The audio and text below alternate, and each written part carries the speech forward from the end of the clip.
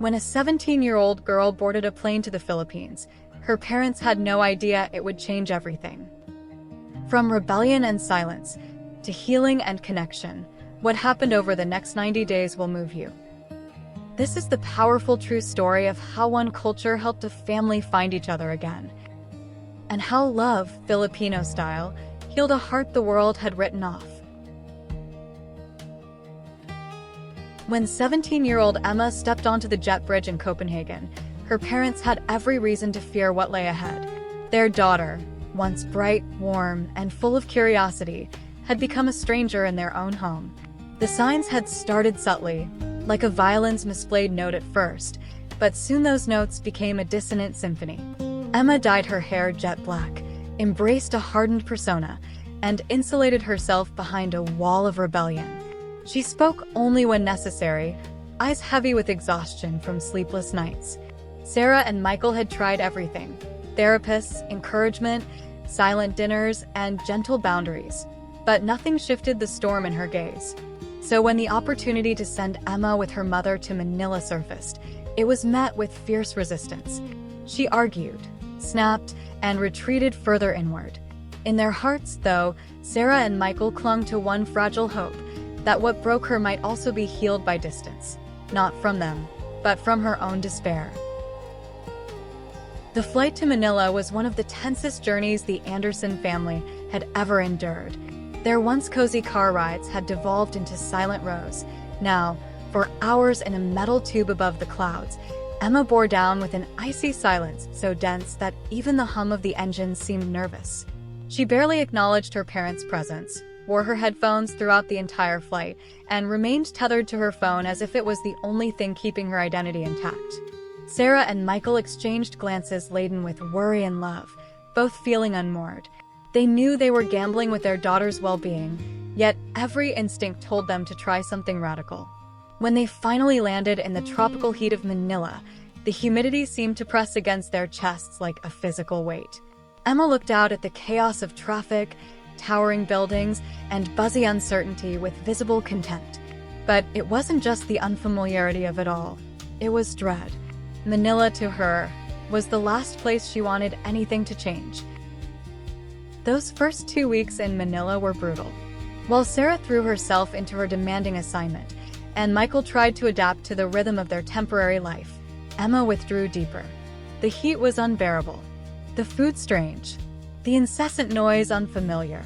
She would retreat to their sleek, air-conditioned condo and scroll through social media, watching her life back home carry on without her. Every scroll was a reminder of the distance between who she once was and who she had become. She recoiled from local delicacies, ignored invitations to explore, and rarely removed her headphones. Her parents pleaded, encouraged, and even tried firm conversations, but nothing budged her frost-like demeanor. It was as though she felt trapped not just by place, but by a profound loneliness that even familiar voices couldn't reach. Watching her wither in the foreign city tested their hopes, pushing Sarah and Michael to question whether this journey, intended as a chance at renewal, might instead fracture what remained of their daughter. In the midst of that desolation, Atrosa entered their lives, not as a therapist, not as a fixer, but simply as a warm Filipino woman in her 50s, offering a human presence unburdened by expectations. They had hired her to help around the condo, unaware of how central she would become to Emma's transformation. Where Emma expected judgment, Atrosa offered uncomplicated compassion. One afternoon, after yet another day spent tucked away indoors, Atrosa approached Emma with gentle curiosity, not confrontation. "You don't like it here, anak?" she asked, using the Filipino word for child with tender ease. "What's there to like?" Emma's instinct was to snap back, to dismiss, to defend. But something in Atrosa's voice, warm and unwavering, made her pause. Without expectation, without agenda, Atrosa smiled and invited Emma to see the real Manila, her neighborhood, her family, her community. It was the first time someone had spoken to Emma like a person instead of a problem. That Saturday began not with pressure, but with invitation, an invitation Emma had never expected to accept, and ultimately one she never wanted to refuse. As they walked through the vibrant streets of Quezon City, Noise and humanity converged in a symphony of life that was both overwhelming and strangely magnetic. When they arrived at Atroce's family gathering, a crowded house filled with laughter, music, and 50 warm faces, Emma's instinct was suspicion. But in an instant, the energy around her seemed to pull something out of her ribs she didn't know was still there. Children raced past her feet with boundless joy. Elders simply grinned at her presence, and strangers welcomed her like she had always belonged. Atroce's nieces, Maya and Chris, swept her into their circle without hesitation, offering her plate after plate of adobo, lumpia, and soft rice while teasing her for struggling with local flavors. Their laughter wasn't mocking, it was celebratory. And for the first time in months, Emma felt herself relax into something unfamiliar at ease. That initial spark, an unexpected smile, grew in ways no one could have predicted. Maya and Chris began messaging Emma regularly, encouraging her to join them in exploring the real, raw, unfiltered parts of Manila that weren't on anyone's tourist map. They rode jeepneys packed shoulder to shoulder, haggled playfully at towering markets, and tasted snacks sold by vendors whose smiles radiated uncomplicated joy. They taught Emma Tagalog phrases, not formal ones, but the kind locals used to greet each other with warmth, curiosity, and care. At first, Emma's responses were reluctant, reserved. But with every laugh they shared, every word she learned, and every time her fingers slipped into delicious sticky rice, something deep inside her shifted. Here, people didn't hide from each other. They didn't guard their joy, their sadness, or their laughter. They wore their humanity openly, and slowly Emma began to feel like she wasn't an outsider, but simply someone forgotten by her own loneliness, finally remembered by others. It wasn't language alone that changed her, it was rhythm of life she didn't realize she had stopped feeling. In Denmark, Emma felt untethered, isolated even in a house full of love. There, achievements mattered more than connection, and people hurried forward with little regard for anyone's heart that wasn't directly their own. But in Manila, the concept of Kapwa, a Filipino understanding of shared identity and compassion, hovered in every interaction. Here, neighbors weren't strangers. They were extended family waiting to be known. Here, elders were honored. Here, children were celebrated. Here, laughter was an invitation, not a performance. One day, when Maya invited Emma to volunteer at a community center tutoring underprivileged kids, she felt a flicker of resistance, fear of failure, fear of vulnerability, yet she agreed. Sitting beside a 10-year-old girl named Leah, watching the light of comprehension flicker in her eyes as she finally grasped a lesson, Emma felt something rare and precious: meaning, purpose, not achievement, not approval, purpose. The breakthrough was subtle, unannounced, and unmistakable. One afternoon, when Leah threw her arms around Emma and whispered, "Thank you, Emma. You're so kind," tears sprang to Emma's eyes, not from sadness, but from recognition. When had she last been called kind? When had she last felt genuinely seen? It wasn't a painting. It wasn't praise for perfection. It was gratitude for presence. And in that embrace, Emma realized the transformation wasn't a miraculous overnight phenomenon. It was the culmination of countless small moments of compassion, inclusion, and human connection. Back in their condo, Sarah and Michael began to notice the changes. Emma eating with them without invitation, describing her day with animated sentences, cracking jokes, and even laughing at theirs. She asked questions. She stayed present. She spoke, not out of obligation, but out of desire. Their hearts swelled with hope, feeling not only like they had their daughter back, but like they were witnessing the rebirth of a soul they feared lost forever. And then came their family trip to Tall Volcano. As they stood overlooking the lake's sapphire surface, framed by towering peaks and quiet breezes, a moment of vulnerability broke through all pretense. Emma turned to her parents with honesty that had once seemed unreachable. "I'm sorry I've been such a nightmare," she confessed softly. Sarah's eyes brimmed with tears, and Michael pulled his daughter into an embrace that held every moment of pain, fear, hope, and love they'd shared. "We just want you to be happy," Sarah whispered. Emma exhaled, a breath long held, then replied, I think I'm starting to figure out what that means." In that exchange, everything shifted again. It wasn't just that Emma had stopped withdrawing. She had begun articulating her inner world with clarity, courage, and compassion. For the first time in years, walls came down, not because they were forced, but because Emma had discovered that she belonged not in isolation, but in connection. That night, under a sky sprinkled with stars, Emma shared the truth she had been wrestling with. While back home she had felt unheard and unseen, in Manila she felt recognized as more than a problem to be solved. She explained how Filipinos didn't just ask, "How are you?" as a greeting. They actually listened, cared, and engaged. Family wasn't an obligation. It was a heartbeat. Community wasn't an add-on. It was the fabric of existence. As the quiet hum of insects and distant voices lulled them, Emma's words stitched together a truth her parents had prayed she'd reclaim, that she was worthy of love not for her achievements or her grades, not for her compliance or her smiles, but simply because she was human. In those moments, Manila had not changed her identity. It had only helped her remember who she really was, someone capable of deep connection, warmth, and joy. And so 3 months passed, fast, unanticipated, meaningful. By the final month of their stay, Emma's transformation wasn't just internal, it radiated from her. Her posture softened. Her voice found a steady rhythm, no longer laced with defensiveness. She smiled with her eyes. She laughed in public without checking who was watching. Rosa, ever the quiet observer, noticed every nuance. She never offered credit. Instead, she said what would later become Emma's favorite line, "You didn't change, Anak. You just came back to yourself." At the community center, Emma had become a regular face. She wasn't just volunteering, she was connecting. With every English lesson she offered and every silly Tagalog phrase she learned in return, the walls that had once shielded her heart crumbled a little more. She was no longer afraid of being known. One afternoon, after a tutoring session, Leah, the little girl who had once shyly thanked her, presented Emma with a handmade bracelet. "Para sa'yo," she said. "For you." Emma wore it every day afterward like armor made of love. The goodbyes began long before the departure date. With each passing day, the weight of returning home grew heavier on Emma's shoulders.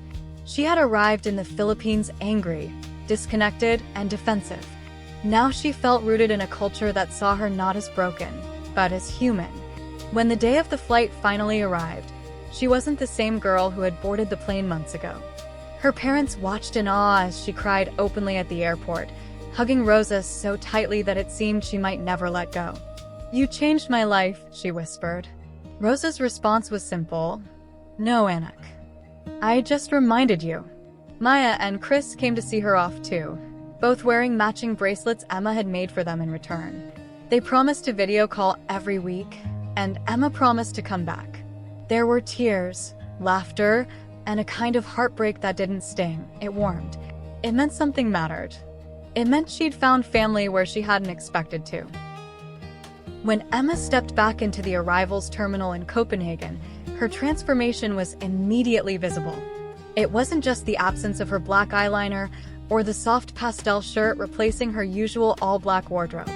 It was in the way she walked, confident, gentle, open. Her grandparents nearly missed her in the crowd, not because she looked unfamiliar, but because she carried herself with light they hadn't seen in years. Back home, her bedroom, once a cave of closed curtains and silence, was now decorated with photos from Manila, postcards from Leah, and hand-drawn notes from Maya and Chris. She brought Rosa's recipes into the kitchen, giggling with her mother as they tried to get the adobo just right. Emma didn't announce her change. She simply lived differently. Her former classmates noticed immediately. Some whispered behind her back, others asked questions. But Emma didn't react. She didn't owe them explanations. The Philippines hadn't made her someone new. It made her remember who she never stopped being. Emma's return to school was more than a physical re-entry. It was a spiritual one. Surrounded by old faces and familiar hallways, she no longer felt the need to perform rebellion. Instead, she moved through her days with quiet intention. She launched a tutoring program inspired by her work in Manila, inviting classmates to help support younger students who were struggling. not just academically, but emotionally. When she noticed a new international student sitting alone at lunch, she didn't hesitate. She sat beside her, asked her name, and offered her a lumpia she'd packed from home. Her friends were stunned. "You're like, nice now," one of them said half-jokingly. Emma just smiled. It wasn't about being nice. It was about being real. For the first time in years, she felt no urge to defend her identity, no desperation to fit into someone else's version of her. Manila had taught her something school never did. Identity doesn't come from rebellion. It comes from love, belonging, and purpose. Every week, Emma video called Maya and Chris. Time zones didn't matter. Laughter always filled the screen. They teased her Tagalog pronunciation, updated her on neighborhood gossip, and shared silly cooking videos. Emma practiced her Filipino dishes with her mom, cooking sinigang, lumpia, and pancit on weekends. Food, once just a necessity, became a love language. Her parents, once weary from the storm of her teenage years, watched in wonder. Their daughter, who once barely spoke at the dinner table, now led conversations, asked about their day, and even offered to help. "We got our daughter back," Sarah once whispered to Michael. "No," he replied, "we got someone even stronger." That fall, Emma applied to university with a clear purpose. She chose international relations with a focus on Southeast Asian studies. Her application essay began with one sentence: "I found myself in a place I never expected to love." She wasn't trying to escape herself anymore. She was building a future rooted in everything she had rediscovered. 2 years passed quickly. At 19, Emma stood at the edge of adulthood with a sense of direction and a heart still tethered to the streets of Quezon City. Every summer, she returned to the Philippines, not as a visitor, but as a returning family member. She stayed with Rosa, volunteered again at the community center, and met more children like Leah, whose lives were shaped by Emma's steady presence and compassionate heart. Her Tagalog was now conversational. Her jokes landed. Her smile remained the same. People often asked her what it was that changed her. Her answer was always the same: nothing changed. I was just finally seen. It wasn't just Manila's beauty or the food or even the people. It was the cultural spirit. The understanding that identity is not found in independence alone, but in interconnectedness. The idea that Kapwa, shared being, is not a philosophy to study but a way to live. And Emma had fully embraced it. Emma often returned to the moment Leah hugged her and called her kind. That memory anchored her, reminded her that transformation doesn't require grand gestures. It grows in the smallest acts of being known, accepted, and valued. Her experiences in the Philippines didn't erase her struggles. They reframed them. Instead of shame, she found stories. Instead of silence, she found song. Instead of darkness, she found the Filipino sun, unapologetically warm, sometimes overwhelming, but always illuminating. At school in Denmark, she began giving talks about cultural empathy, bridging understanding between local and immigrant students. She used her story not as a tale of salvation, but as proof that change is possible when someone feels safe enough to be seen. Her professors took notice. Local newspapers featured her. But fame was never her goal. Emma was simply living proof that when you give someone space to be themselves, they might surprise you with who they've been all along.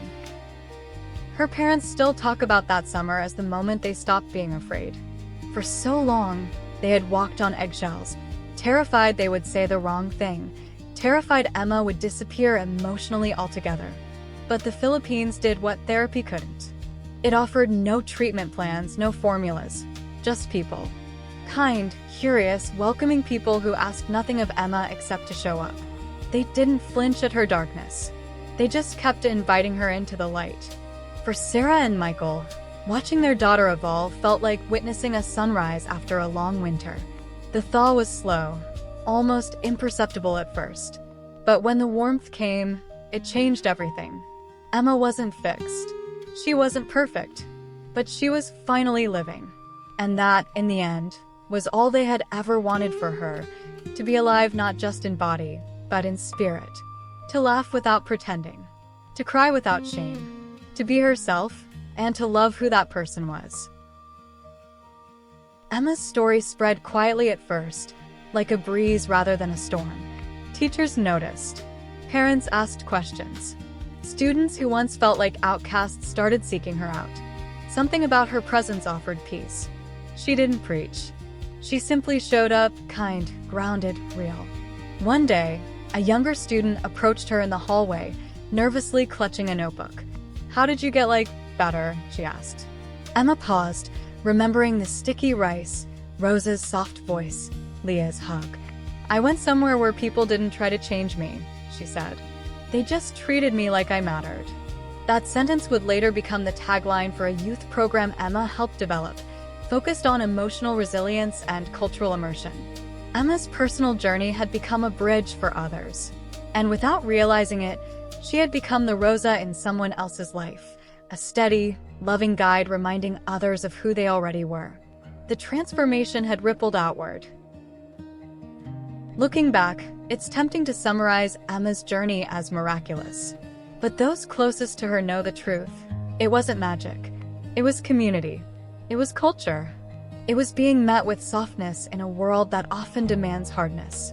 Emma hadn't needed saving. She needed space, compassion, and human connection. In the Philippines, she received that. The warmth she had resisted on arrival became the very thing that melted her walls. Today, she proudly describes herself as Danish by birth, Filipino by heart. Rosa's words still echo in her mind. "The Philippines didn't change you, Anik. It reminded you." And that's exactly what Emma now hopes to do for others, to remind them that they, too, are worthy of love, kindness, and a second chance at being themselves. Every summer, Emma returned. It wasn't a vacation, it was a homecoming. Each visit brought new layers to her understanding of Filipino life. One year, she helped rebuild typhoon-damaged homes. Another, she taught digital skills to teens in under-resourced communities. But no matter the task, it always came back to one thing: connection. Rosa's home became a second home. The community center became her second classroom. Leah, now a teenager herself, volunteered alongside her. Emma wasn't just a guest in the Philippines anymore. She was family. Locals would greet her by name, asking about her studies, her parents, her life. These relationships weren't fleeting. They were rooted in something deeper than time: shared experience. Emma documented her trips in journals, photos, and short videos, not for clout, but for memory. She wanted to remember the feeling of being enough, of being part of something. No one told her who to be. They just reminded her she already belonged. Back in Denmark, Emma's academic success reflected the same quiet purpose that now guided her life. Her passion for Southeast Asian studies blossomed into serious research, and her professors often called her insights uncommonly empathetic. But it was never about grades. Emma's motivation wasn't intellectual, it was personal. She wasn't studying culture from a distance. She had lived it, breathed it, been transformed by it. Her final paper in her second year explored the concept of Kapwa and how empathy could be a tool for peace in divided societies. It earned her accolades and sparked invitations to speak at cultural forums, but more importantly, it resonated with others. Parents approached her after talks, their eyes misty. "You remind me of my daughter," one mother whispered. "How did you find your way back?" Emma's answer never changed. "Someone loved me without trying to fix me." It always stopped them in their tracks.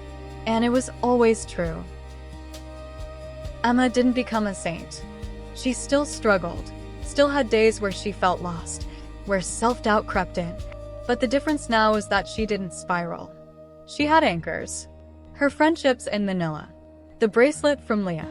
Rosa's voice in her mind, always calling her Anik. She understood now that healing wasn't a straight line. It was a practice, a daily choice to show up as her real self. And that was enough. She no longer needed to pretend. Her story had taught her that you don't need to be perfect to be loved. You don't need to be fixed to be worth someone's time. And most importantly, she learned that your environment shapes your healing. In a culture that prioritizes human connection over status, empathy over ego, and family over performance, Emma had discovered what Denmark alone couldn't offer: emotional safety. Not in the form of therapy or analysis, but in the simple act of being embraced, exactly as she was. Her parents, too, changed.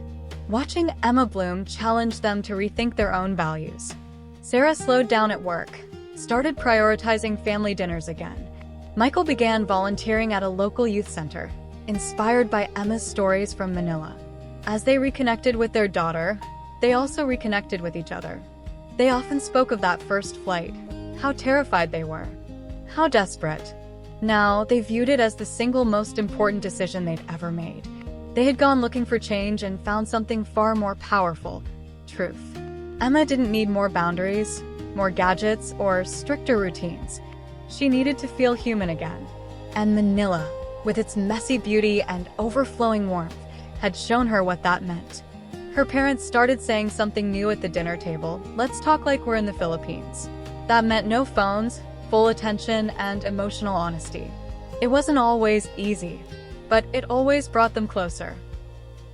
Emma's story began to inspire more than just her circle. Schools invited her to speak to students struggling with identity, anxiety, or cultural disconnection. A local documentary team followed her on her next trip to Manila, capturing not just the places she loved, but the people who had shaped her. The documentary was titled Seen, a story of Kapwa and coming home. It gained unexpected traction online, especially among parents and teens. Comments poured in from around the world. I saw myself in this. I thought I was the only one who felt that lost. I want to find my Manila. Emma read each one with humility. She wasn't a guru, just a girl who had once been drowning, and someone threw her a lifeline. Now, she was passing that rope to others. If her story could offer someone hope, just a spark, then it was worth telling again and again. Not because it was perfect, but because it was real. There's a Filipino phrase Emma learned that stayed with her: tahanan ay kung saan ka minamahal. Home is where you are loved. And for Emma, Manila would always be that kind of home. It was where she became more than her pain, where she laughed for real again, where she tasted life, not the processed version, but the messy, flavorful, overflowing kind. She sometimes tried to explain it to people back in Denmark, but most never quite understood. It's just a vacation, they'd say. You just grew up. But Emma knew better. What she experienced wasn't maturity. It was awakening. An unfreezing of something that had gone cold too early. A reminder that you don't have to understand someone fully to love them completely. And that love, when given freely and without condition, has the power to bring people back to themselves. Emma didn't need to run away anymore. She'd already come home. Years from now, Emma would tell her children about Rosa, about the plate of lumpia that changed everything, about Leah's tiny hug and the bracelet that never left her wrist. She'd tell them that she once felt invisible, even in a house full of love, until strangers halfway around the world made her feel seen. She'd teach them the Tagalog words that saved her, the food that nourished more than her body, and the songs that carried her through. She would raise them not just with Danish values, but with Filipino heart. And when they asked her how she became who she was, she'd smile and say, because someone didn't try to fix me. They just welcomed me. It would sound simple. But behind those words would be the truth of a life rewritten. Not by force, not by pressure, but by love, family, and the gentle art of belonging. The world often tries to define people by what's wrong with them. Teenagers become problems. Emotional kids become diagnoses. Silence becomes rebellion. But Emma's story proved something different. She wasn't a broken girl needing rescue. She was a human being needing space, kindness, and culture that allowed her to bloom. The Philippines, with all its contradictions and complexities, became fertile ground for that growth. Not because it's perfect, but because its heart is big enough to hold imperfection without judgment. That's what made all the difference. Not flashy solutions, but warm rice, open arms, shared jokes, and a community that remembered your name. That's how transformation really happens. Not in therapy notes or school reports, but in relationships that reflect your worth back to you. Emma didn't just change. She was loved into being. There will always be those who dismiss stories like Emma's as lucky or one-off. But those who felt what she felt, disconnection, numbness, the ache of being misunderstood, know better. They know that stories like hers are not rare because people don't want to heal. They're rare because people aren't always given the right soil to grow. Emma's journey reminds us that healing environments exist. They might look different for each person, but they all share one thing: love that doesn't demand change. Rosa didn't fix Emma. Maya and Chris didn't try to transform her. They simply made space again and again for Emma to become. And once she did, she made space for others too. That is how the ripple continues. Not with loud declarations, but with soft welcomes. The kind that say, "You matter, just as you are." So, what truly happened when Emma visited the Philippines? The answer isn't in one moment. It's in hundreds of quiet ones. The meal she shared without being judged. The hug that reminded her she was kind. The bracelet still tied around her wrist. The laughter that didn't need translation. In a world that often teaches us to compete, to achieve, to harden ourselves, Emma was invited to soften. And in that softening, she found strength. Her story is not about becoming someone new. It's about remembering who she was before the world convinced her she wasn't enough. The Philippines didn't give her an identity. It gave her permission. And that permission changed everything.